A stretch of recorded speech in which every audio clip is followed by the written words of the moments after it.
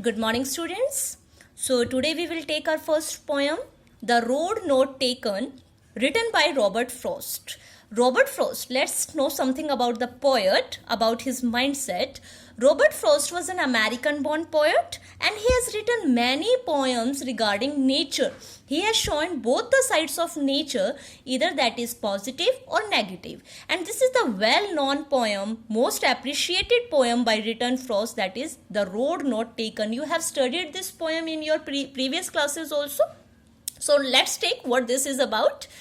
This well-known poem is about making choices. Sometimes in life we are having so many alternates, we are having so many fantasies, so many attractions we are having, and sometimes we get confused on which way should we go, and the choices that shape us. Robert Frost is an American poet who writes simply but insightfully. Insightfully means very deeply, having very different opinion about common ordinary experiences. It seems very similar, very easy. We are having choices in every field of life. Every field there are so many options in front of us. This is a very common activity. But students, do you realize that a single wrong step, a single bad choice or a wrong choice can destroy your future, can destroy all your dreams? So this is not a very common, this is extraordinary thing. And same the Robert Frost is explaining through this poem, that the activities that are very common or ordinary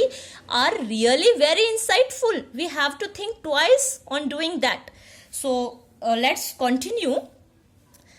Two roads diverged in a yellow wood, and sorry, I couldn't travel both.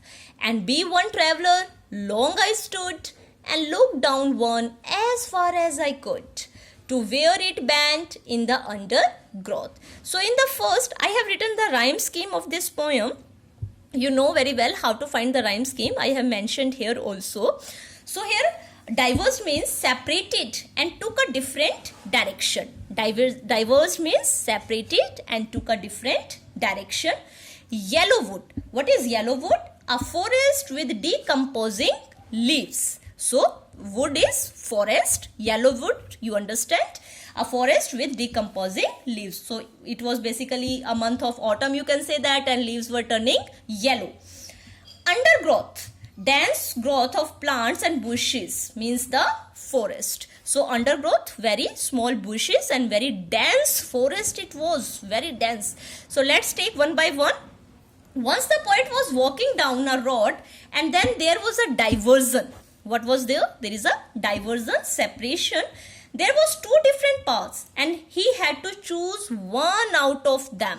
So, sorry, I couldn't travel both. Obviously, he has to choose only one out of those two. The poet says that as he was one person, he couldn't travel on one road only. He had to choose one out of these two roads. Yellow wood means a forest with leaves which are wearing out and they had turned yellow in color. The season of autumn that I have already told.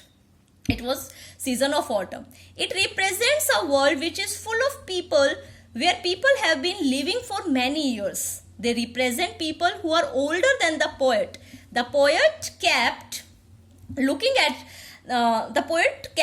standing there and looked at the path very carefully as far as he could see it. So he stand at the particular place, and as far as he could see, he started gazing that road where it is going. Everybody does the same. If we are traveling by car and two diversions are there and we don't know where to go, then first we will stop our car and we will try to find out. We will start, taking an idea where this road is going. So he was also doing the same. In the woods, in the forest, he was standing at the particular place, and as far as he could see, he started gazing that particular road. Before taking the path, he wanted to know how it was. Was it suitable for him or not? He was able to see the path till from where it curved, after which it was covered with trees and was hidden. It happens in our life also. When we have choices, we have alternatives. We have to choose only one out of them. We take time to think about the pros and cons of both the side, whether it is suitable for us or not. and only then we take decision on what path we should choose. So the poet was also in that flex situation. He was confused and he was standing and watching, what should I do now? Now what happened next? Then took the other just as fair and having perhaps the better claim, because it was grassy and wanted wear, though as far that the passing there had warned them really about the same. So first just take the meaning. First is fair. Fair is as good as the other one. It means both the roads was equally good. Both were looking equally good. Claim is better option. Claim means better option. Grassy is unused. We know that if we use any particular path, it becomes less grassy. It becomes crumbled by our feet. So it was grassy, it means it was unused. Wanted wear had not been used. Grassy is not grassy, and wanted wear both are the same meaning. Had not been used, unused. So let's take the explanation of this extract. The poet kept on looking at one path for a long time to check if it is the right path for him or not. Then he decided and started walking on another path, because he felt that both paths were equally good. Both were good. He just says just as fair, as he felt that both paths were equally good and started walking on one of them. He adds that maybe he felt that the path was better for him, so he chooses it. As it had grasses on it, it means that it is unused. It means the way, the path that he's thinking of choosing is less used. Not many people had walked on this path earlier. That is why this path was grassy.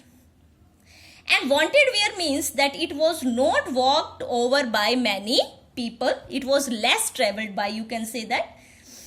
After he walked on the path for some distance, he realized that both the paths had been worn out of the same way.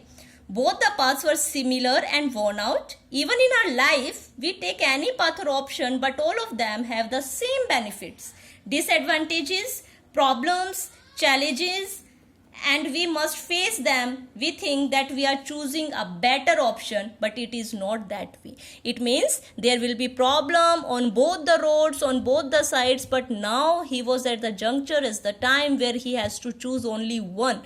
Every path is having different problems, different perspectives, but he chose to travel by a grassy or wanted wear unused, which is less traveled by.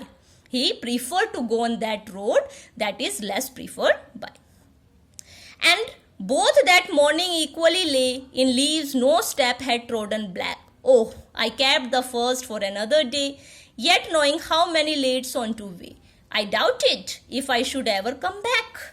So now as the poet has decided to go on the road which is less traveled by, he is having some doubts. Let's take from the starting. The poet says that both the paths were similar that morning. Both had leaves on them and no one had stepped on them. So it was the morning time, fine. And both the roads were looking equally good. Nobody went from there. He decided that the day he would take one path and keep the other path for another day. He knew that he could not go back on the choice that he had made. Obviously, in life, if we are in a diverging point and we have to choose one option, we can't come back and try the another one. So this was the life-taking or the very crucial time for him to decide which path he should choose. Similarly, even in our lives, once we choose an option, we must keep on moving ahead with that option, and we never get a chance to come back and take the other option that we had left earlier. Same happened to students from after 10th onwards. If you choose non-medical science, medical science or the commerce, if you have selected a particular stream, you have to work on that only. It doesn't mean if you have done 12th by commerce and after 12th you want to study physics, chemistry, biology or any PCB subject, you can't come back. You have to, if you have taken a decision, you have to stick by it. So same situation situation was for him. He doubted, I should ever come back. I have selected this grassy and wanted wear road. Nobody traveled there, but he has some doubts. What will happen next? What will I do? So at the last, I shall be telling this with a sigh. Somewhere ages and ages hence, two roads diverged in a wood, and I took the one less travelled by, and that has made all the difference. So at the last, he is telling about his decision that he has taken. Sigh means deep breath. Hence in the future. Fourth, hence means here in the future. So what happened? Now he is telling in the 3 extract, he was in a confused situation in the first 2. At the 3rd extract, he has taken a decision. He chose the road which is grassy and less travelled by. At the last, he is telling what happened. Was his decision right, or what problem he has faced? He says that in the future, he will take a deep breath and say that once upon a time, he had reached such a point in life that there were 2 options for him, and he travelled on that road which had been travelled upon by lesser number of people. What will happen in future? He is discussing that. That decision of his decided his future. Similarly, in future, when you grow up, then you will say that once upon a time when you were young, you had 2 options. Suppose we have taken a correct option, a correct decision at the correct time, then in future we discuss about that. We tell other people also, yeah, we were also having doubt, we were also having 2 ways and we have selected the correct one, like this. This is a very strong message for all the students that you should be wise and be careful while making choices out of the options that you have in your life, because your future depends on the choices that you make today. As a Robert Frost also saying that I took the one less travelled by, and that has made all the differences. My selection was okay. I choose a road which is less travelled by, and in my life what I am, all this difference is because of that only. So this is the poem, students. The poetic devices, rhyme scheme I have already written here. At the end you can go through there. All the poetic devices and the summary I have given you in the study material.